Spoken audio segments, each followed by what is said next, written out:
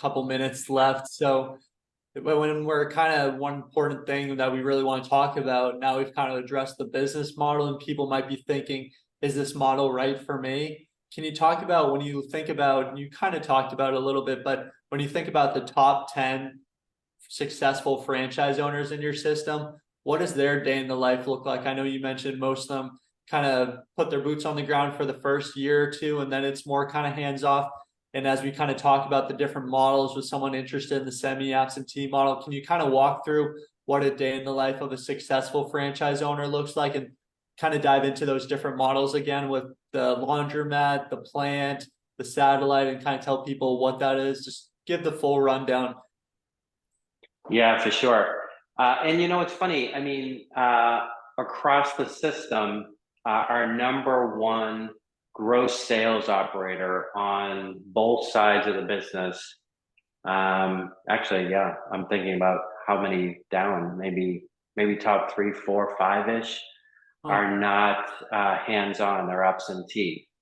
And I say it's funny because we have operators that would tell you it can't be done absentee. Yeah. So And just I to guess my stop point right is, there, what, because every franchise has different definitions of semi-absentee. Well, how many like yeah. physical hours of work are they putting in, and what does that work actually look like?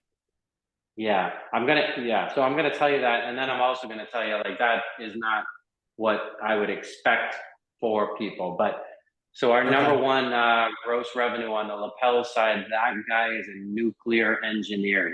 He's literally the guy building rockets that are flying up that you see on the news. He probably is spending about 2 hours in the operation a week. We have another guy that's a financial planner. He's semi-absentee, probably 5 or 6 hours in the business. We have an operator out in California that's been in the system for many years, 20-ish, I would say. He doesn't live in the state that his stores are in. So, Okay. he, is enjoying his life, but he worked hard in the business in the early days. And so we do have that. And when And, you say, it's funny sorry to when, cut you off again, but this is a question people have in the early days. How long is that phase to get to where they want to be? I think it's long enough to fully understand every inch of the business. And generally, I would say that's a year Okay. for people. I think if you roll up your sleeves and you dig into the business for a year, that's probably the ideal. Every aspect, pick up and delivery routes and what the different pieces of equipment are and what HR looks like and payroll. So generally, I would say about a year.